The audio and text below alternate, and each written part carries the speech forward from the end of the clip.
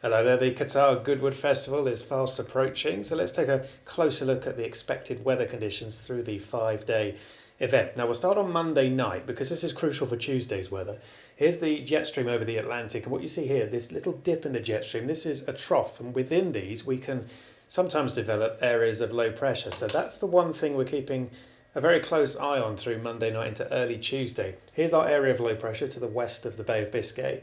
Quite a deep area of low pressure here, but actually as it approaches from the west, it'll weaken quite a bit, but it could give us some outbreaks of rain to contend with. Now at this stage, it's still several days away, still some uncertainty about the exact track and depth and timing of this low, so it may change between now and then. But just running this sequence through, you can see how that low runs its way eastwards. It weakens as well. The number of isobars reducing here, so the wind's strong initially, but then weakening as it comes further east. But it could give us a glancing blow with some rain or showers for a time, early part of Tuesday.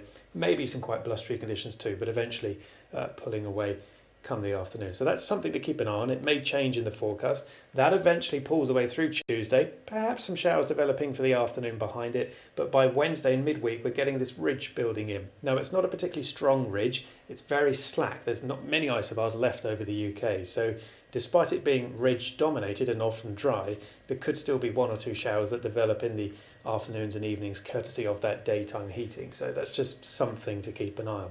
Now another way to look at forecasts is to run a computer model multiple times with slight tweaks right at the beginning of the model to account for any errors in the observations at the beginning of the forecast. And over time you can then assess the spread of the forecast and see where they cluster together, which will give you high confidence, and where they don't cluster together, and that's where you get low confidence in the forecast. So what this graph here shows is the amount of rain expected on each day through the festival and the percent chance of being in certain categories, which are down here on the left hand side. So if you're expecting it to be dry, you would expect most of the forecast members to be in this bottom row here. Now what you can see on Tuesday is there's quite a large spread here of potential rainfall amounts. It's more likely to be somewhere around 5-6 millimetres by the looks of these computer models, less likely to be in the 20 to 30 millimetre category with just one or two models going for this, and also less likely to stay completely dry. Now this includes the rain that may occur early in the morning as that area of low pressure comes in, but also includes the potential for some showers in the afternoon. So I don't think it's going to be raining all day by any means on Tuesday, but there could be some heavy bursts of rain around, particularly early on in the day. Now by Wednesday, notice the numbers here are mainly clustered all in this band here, and that's with that potential for just one or two locally heavy showers perhaps in the afternoon on Wednesday on what will otherwise be a dry and fairly bright day, I suspect. And the same is also true for Thursday. So both these days you're most likely to get somewhere between 0.5 mil to 2 millimetres of rain, whereas Tuesday looks like something perhaps a little bit more substantial.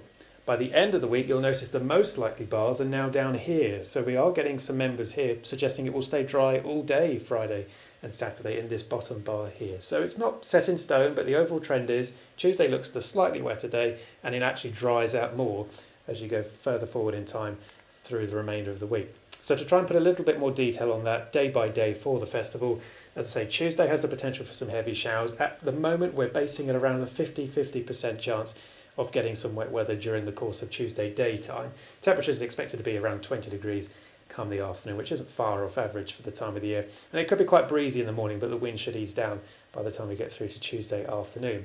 Then for Wednesday, a 40% chance of a shower, so that's still a 60% chance of staying dry all day. And even if we do get a shower, most likely in the afternoon or early evening, and probably fairly isolated. I don't think they'll be widespread by any means. And then for the end of the week, there's still the chance of a shower, 30% on Thursday and Friday, dropping to 20% by Saturday. But on balance, most of the time it will be dry, if not all day, and gradually warming up day on day, getting close to the mid-20s by the time we get through to the weekend. And the wind's also dropping fairly light through that spell as well. UV levels and any sunshine will be high, but most likely we're going to see longer spells of sunshine, we think, towards the second half of the week and into the weekend as well. So to keep track of any showers or thunderstorms that do develop, particularly for Tuesday, maybe for Wednesday, my advice is to sign up to WQRadar, and here you can see the showers and thunderstorms, see how they're moving, if they're moving towards you. You can also get lightning alerts via text and email as well if lightning is detected nearby, and you can also see the latest observations across the UK, see how hot it is, how strong the winds are nearby, and that sort of thing as well. There's a free trial, you can log on, wqradar.co.uk. So actually the weather isn't looking too bad during the festival. We'll have another update for you on Monday evening. In the meantime, in the run-up and during the event, you can see the latest 7-day forecast for free by heading to weatherquest.co.uk/portals/Goodwood.